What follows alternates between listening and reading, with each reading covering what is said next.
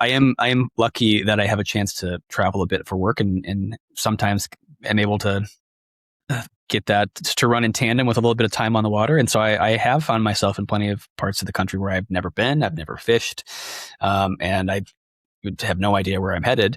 And so some of the things that I'm using in trout routes, especially when it comes to exploring some of that new water, is really, before I do anything else, just kind of take a high level approach of looking at an area that I'm going to be, or maybe think about, if I'm going to be here, I know I could get within an hour pretty easily. So what does that give me in terms of opportunity?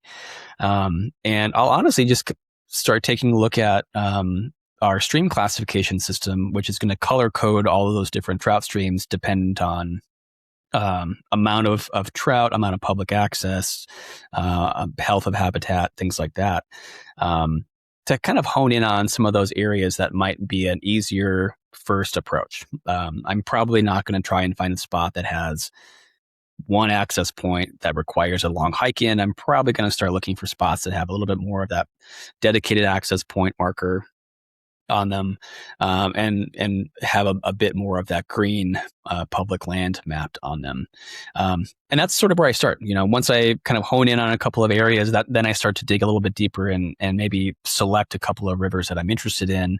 And from there, what I'll start to do is use a combination of our satellite imagery as well as those public land parcel polygons to get a sense of where I can get on the water, how far up or downstream I could go if I want to explore a little bit. Maybe I've got a couple of access points to choose from. And then from there, I'll start to jot down some notes. So I'll either jump into those access point icons and add my own notes there, or I'll create some new markers where I can go back and say, oh yeah, when I was looking at this on the big screen, I wanted to go here because this has a good bend in it and it looks like it might be a deeper pool. So I'm going to make sure I remember that before I even head out. And that's just kind of a quick, you could do that very easily. Like I said, I usually will do that up on a bigger monitor so you can log into your account on a desktop the same way you could do so with Onyx. But that allows me to see a little bit more of the map. It allows me to sort of compare and contrast things together. But from there, I've got maybe 2 or 3 rivers selected. I've got some markers that I've jotted down some notes in. So I've got an idea of what I might be throwing, why I wanted to go to that particular spot, or anything else I would want to remember. Maybe it's like, I want to hike to this point and that's going to be my halfway point. So I'm going to drop a pin for that reason. So then when I get out to that part of the country, I've got, a bunch of notes. I've got a bunch of access points jotted down. I've got some rivers that I want to explore already sorted out. So when I start to head out to the water to actually fish it, that's when I would download those sections offline to make sure I don't lose any of that coverage if I happen to get outside of cell service. And then just kind of call up those markers and remind myself why I was thinking about those areas in the first place.